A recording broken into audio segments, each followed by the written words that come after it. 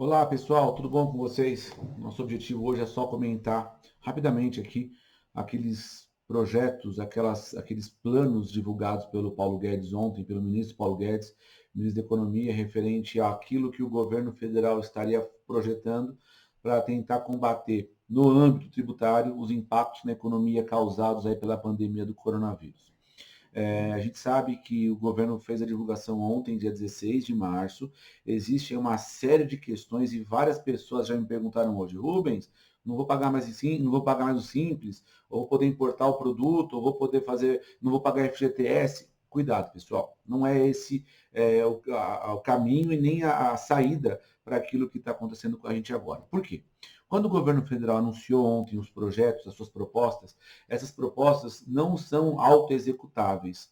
O governo federal ele lançou aquilo como projeto, mas algumas das medidas precisam aí ser convalidadas pelo Congresso Nacional, precisam de lei, ou precisam de edição de medida provisória, ou precisam de um decreto. Agora são 15h55, eu acabei de olhar aqui, no dia 17 de março, 15h55, eu acabei de olhar aqui no site do Planalto para ver se havia a divulgação de algum decreto ou alguma norma nova acerca do tema e nada foi publicado até então.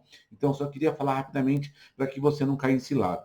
As pessoas estão achando que por conta daquilo que o Guedes falou ontem, já não tem que pagar o simples da empresa que vence agora dia 20, ou que não tem que pagar o FGTS do funcionário que já está por vencer ou já venceu, enfim. A questão toda é, a gente tem que entender que aquilo é um projeto, é um plano que o governo federal divulgou, não é autoexecutável. O governo federal não faz nada no que tange a matéria tributária sem a participação do Congresso. Até faz um outro tributo, eu vou mencionar já, mas a regra geral é que se necessite do Congresso para caminhar junto com o Executivo em relação aos tributos federais, tá? Então, o que a gente tem que entender? Aquilo que o governo federal divulgou ontem, em relação, por exemplo, ao Simples, em relação ao FGTS, o FGTS não tem matéria tributária, não tem natureza tributária, mas a lógica é a mesma. O governo publicou a ideia de postergar por 90 dias o Simples Nacional, o pagamento do Simples Nacional. Isso não quer dizer que o fisco está abrindo mão da receita, que o fisco está perdoando o imposto de quem não pagou Simples, ou se você faturar agora nesse mês, você não tem que pagar imposto. Não tem nada a ver com isso. O que tem é que o governo está prorrogando esse vencimento. Então, vamos imaginar que haja regulamentação disso agora no final de março, começo de abril, que seja. Então, se você tem que pagar o seu Simples em 20 de abril, então você teria que abrir maio, junho, julho, ele passaria a ser exigível a partir de 90 dias do vencimento. Isso tecnicamente se chama moratória. O governo prorroga, posterga o vencimento, sem que nesse intervalo de tempo haja a exigibilidade do crédito. Ou seja, se originalmente o tributo venceria dia 20 de abril, por exemplo, você não teria multa nem juros no período da tal moratória, ou seja, no período em que a Fazenda Pública postergou esse vencimento. Então, cuidado, não é para deixar de pagar o tributo de imediato. Ainda está pendente de regulamentação tudo isso, tá? Então, vamos fazer alguns comentários aqui acerca daquilo que o governo federal divulgou. Então, a primeira coisa que eles disseram era a questão de adiar o pagamento do FGTS por 90 dias, por 3 meses, né? O que no cálculo do governo federal geraria um impacto aí de mais ou menos 30 bilhões no mercado. Isso, para acontecer, depende de aprovação de lei no Congresso Nacional. Ou seja, não pode ser feito nem por ato do Executivo, nem por decreto.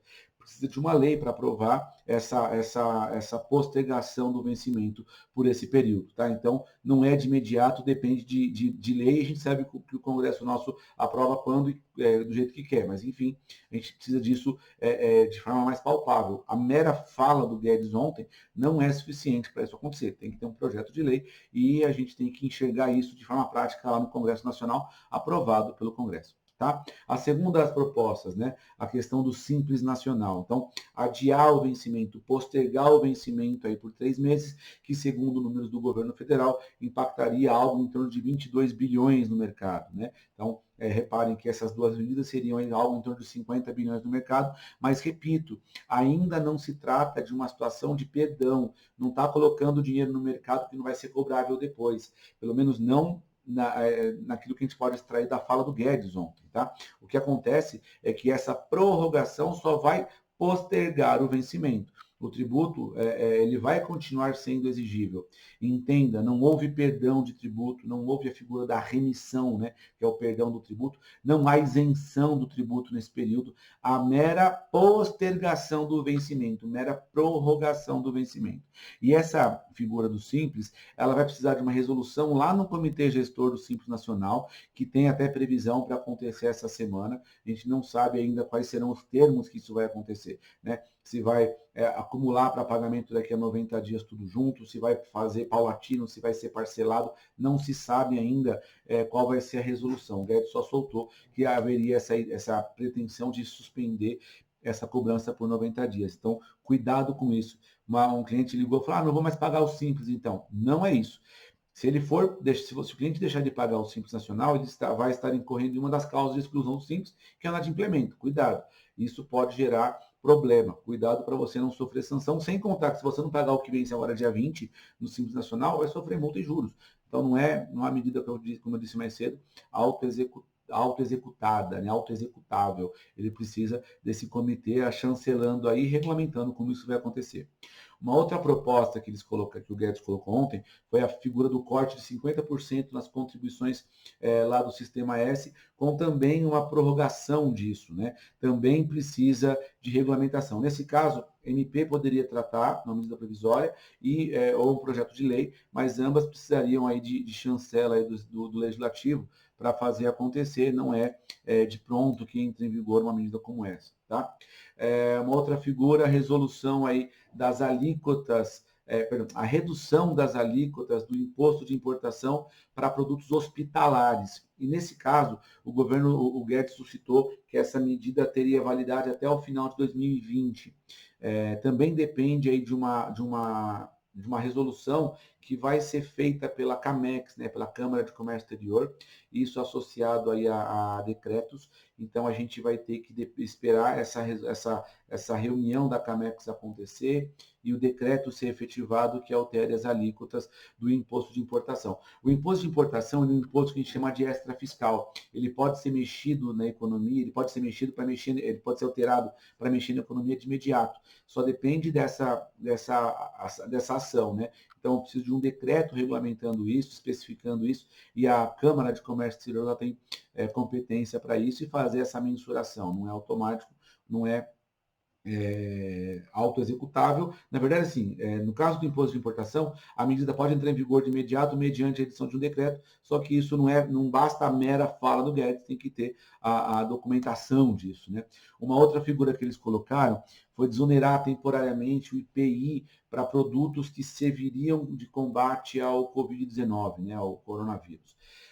Essa figura também tem caráter, o IPI também tem esse caráter de extra fiscalidade que eu te falei agora, usado para mexer na economia, e o governo pode sim reduzir esse por um decreto presidencial, ele vai lá, edita o decreto e reduz a alíquota do imposto de cara, isso pode acontecer mediante a edição do decreto, que até agora, às 16 horas do dia 17, não saiu nada ainda, né?